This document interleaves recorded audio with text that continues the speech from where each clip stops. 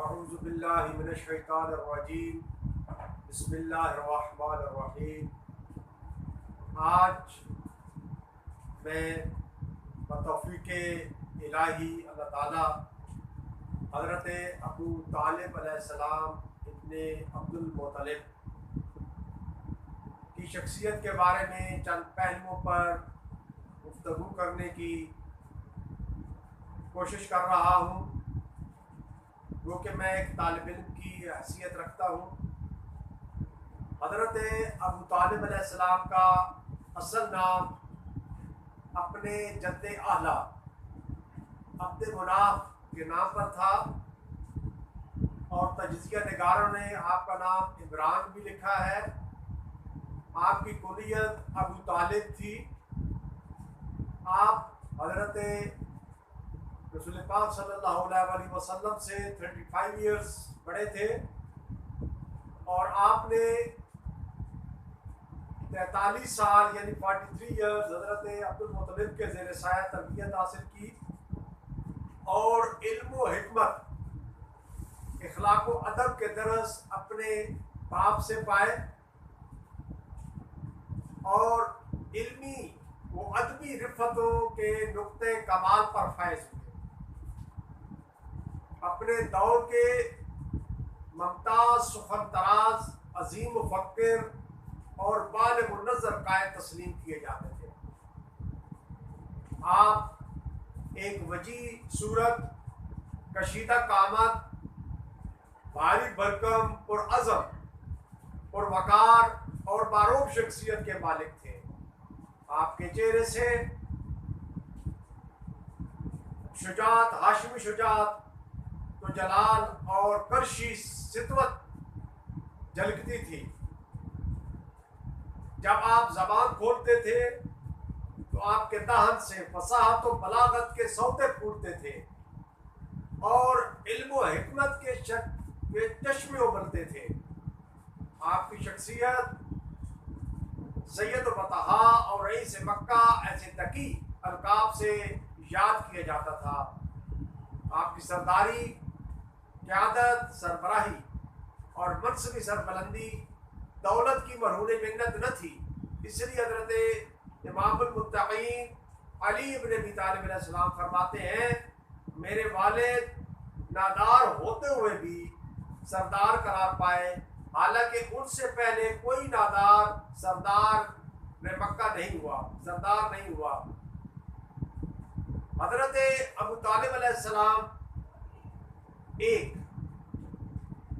حساس دل رکھنے والی شخصیت تھے، جو دوسروں کے دلوں کی دھڑکنیں سنتے تھے اور مصیبت زدوں کی مصیبت سے متاثر ہوئے بغیر نہیں رہتے تھے۔ اسی وجہ سے اس دور میں پریشان انسانوں کے قافلے آپ کے حریم امن کا چکر لگاتے تھے، اور ستم رسیدہ لوگ آپ کے دامن میں پناہ لے کر اپنے آپ کو امن کے سائے میں محسوس کرتے تھے۔ اس دور میں جب انسانیت کی قدریں دم توڑ رہی تھیں اور اخلاقی پستی آخری حدوں کو چھو رہی تھی، لیکن ایسے دور میں اس دور کے آسمان پر آپ ایک ابھرتا ہوا چمکتا ہوا جلوہ مہتاب تھے، اور آپ کی شخصیت اس دور کی تمام آلودگیوں سے پاک تھی، اور ہر طرح کی برائی جو تھی آپ سے کوسوں دور تھی۔ اسی وجہ سے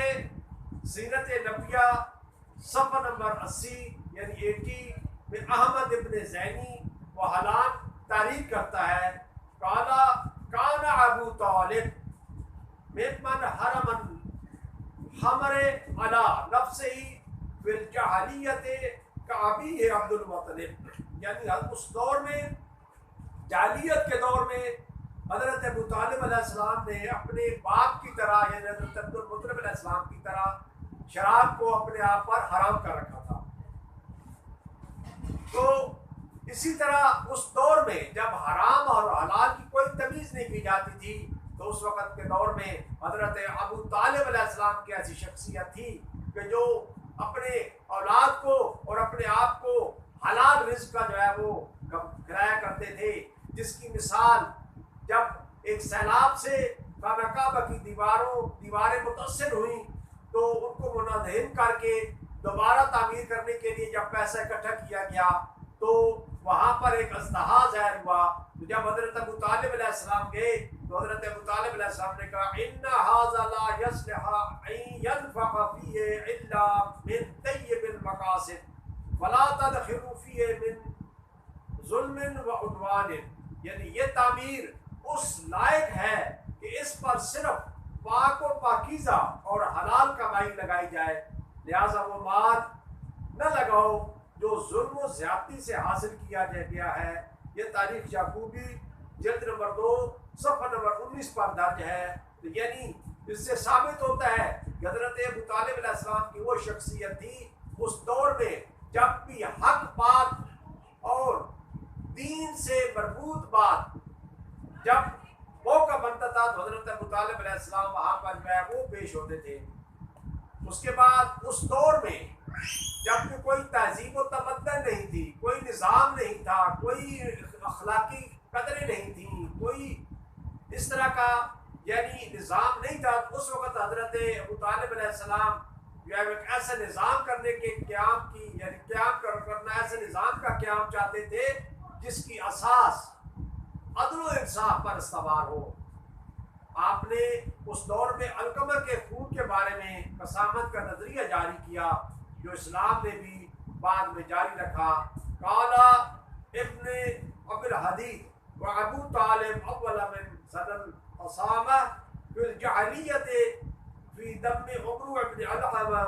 ثم اثبتها سنت فی الاسلام، یعنی شرح ابن الحدید جلد نمبر 3 صفحہ نمبر 146 پر یہ درج ہے کہ زمانے جاہلیت میں ابو طالب علیہ السلام نے عمرو ابن علقمہ کے خون کے بارے میں پہلے قسامت کا طریقہ راج کیا، پھر اسلام نے بھی اسے اپنی احکام میں جگہ دے دی۔ پھر اس دور میں جب کہ ہر طرف ظلم و جور اور بربریت تھی اور ناانصافی اور کا دور تھا اور شدت پسندی کا دور تھا، اس دور میں بھی اگر اعتدال پسند شخصیت، انصاف پرور شخصیت، علم و بردباری کی پیکر شخصیت تھی جس کے اندر جوہر تھے، یعنی ان تمام صفات کے جوہر پائے جاتے تھے، ان تمام صفات کے جوہر سے آراستہ شخصیت تھی وہ حضرت ابو طالب علیہ السلام کی شخصیت تھی۔ اس کی مثال عرب کے نامور حکماء و دانشمند بھی آپ سے اخلاق فاضلہ کا درس لیتے تھے۔ تو احنف بن قیس جو اس دور میں عرب میں علم و بردباری کے لحاظ سے شور آفاق رکھتا تھا، وہ حکیم عرب اقسم ابن سیفی کا شاگرد تھا، سے پوچھا گیا کہ تم نے حکمت ریاست علم اور سرداری اور سربراہی کے اصول کس سے سیکھے ہیں؟ تو اس نے کہا من حلیف العلم والادب سید العجم والعرب ابی طالب ابن عبد المطلب، یعنی سردار عرب و عجم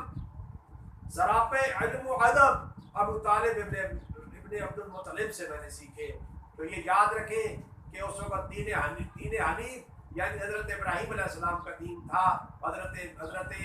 ابو طالب علیہ السلام اپنے جد کے دین پر تھے، اور اس میں آج کی آپ کے اس زندگی چند پہلو کو جو میں نے ذکر کیا ہے ایک چند اشعار کے ساتھ جو ہے میں اس کا اختتام کرنا چاہوں گا، اور اس کا اگلا حصہ انشاءاللہ میں جو ہے نیکسٹ جو ہے وہ میں پیش کرنے کی کوشش کروں گا۔ امامت کے معدن رسالت کے محافظ تھے ابو طالب، امامت کے معدن رسالت کے محافظ تھے ابو طالب، کفر و شرک کے بحر میں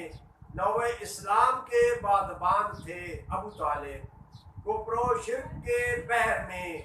نوع اسلام کے بادبان تھے ابو طالب، انادین اسلام کے آگے مضبوط چٹان تھے ابو طالب۔ وسلام۔